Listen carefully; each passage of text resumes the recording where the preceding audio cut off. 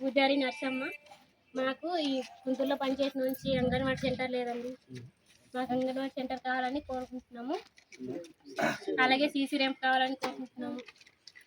అలాగే అన్ని పంచాయతీలకి మెయిన్ సెంటర్లు ఇచ్చారు. ఈ గుంటూరులో పంచాయతీ నుంచి మెయిన్ సెంటర్ లేదు. మెయిన్ సెంటర్ కూడా కావాలనుకుంటున్నాము.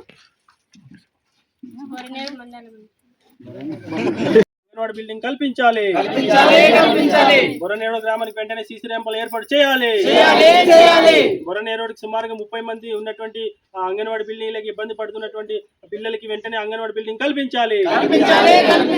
బొరనేరుకి సుమారుగా 30 మంది పిల్లలు ఉన్నారు. దాని వెంటనే అంగన్వాడీ బిల్డింగ్ ఏర్పాటు చేయాలి. బొరనేరు గ్రామానికి వెంటనే మినీ అంగన్వాడీ పిల్లల కోసం అంగన్వాడీ బిల్డింగ్ ఏర్పాటు చేయాలి. నా పేరు పూజారి పూర్ణారావు.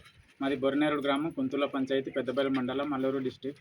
సో ఈరోజు ఈ యొక్క గ్రామానికి మన పీసా కమిటీ అధ్యక్షుడు విజిట్ రావడం జరిగింది. సో ఈ యొక్క ప్రాబ్లమ్స్ని గవర్నమెంట్ వాళ్ళు కూడా అనేక మంది రావడం జరిగింది. అది కేవలం విజిట్ కింద ఉండిపోవడమే జరిగింది. నెక్స్ట్ ఈ ఊర్లోకి ఒక అంగన్వాడీ సెంటర్ కూడా లేదు. ఇది కేవలం ఒక ఇల్లు అండి. ఈ ఇల్లులో సుమారు ఒక 10 మంది నివసించే వాళ్ళు ఉన్నారు. అదే ఇంట్లో అంగన్వాడీ సెంటర్ కింద ఈరోజు రన్ అవుతుంది. ఉన్నత గవర్నమెంట్ కావచ్చు, ఇప్పుడు ఉన్న గవర్నమెంట్ ఏదైతే ఉందో ఆ గవర్నమెంట్ కూడా ఈ యొక్క అంగన్వాడీ బిల్డింగ్ గురించి అసలు పట్టింపు అనేది లేదు. కేవలం విజిటింగ్కి అయితే వస్తున్నారు, రాతపూర్వకంగా రాసుకెళ్ళడం జరుగుతుంది. ఆ రాతలు ఓన్లీ నోట్స్ బుక్కి పరిమితం అవుతుంది. కానీ ఈరోజు ఈ గ్రామానికి ఒక పరిమితమైన అంగన్వాడీ బిల్డింగ్ అయితే లేదు.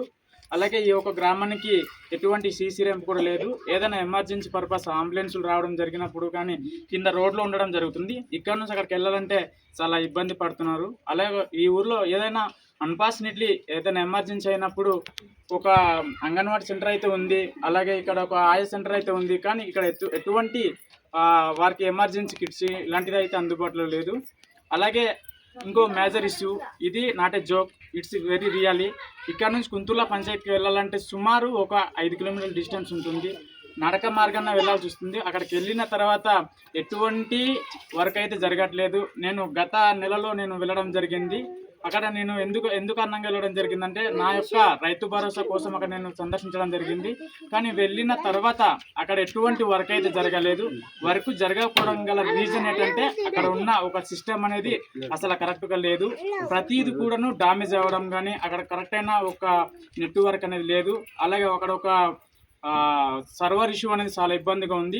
అక్కడ వెళ్ళిన ఒక సందర్శకుడు కేవలం సచివాలయం చూడడానికి అయితే కాదు, ఒక కుంతుల పంచాయతీని చూడడానికి అయితే కాదు, తమ యొక్క ప్రాబ్లమ్స్ని అక్కడ వెళ్ళి క్లియర్ చేసుకోవడానికి అనేది వాళ్ళు సందర్శించడం జరుగుతుంది.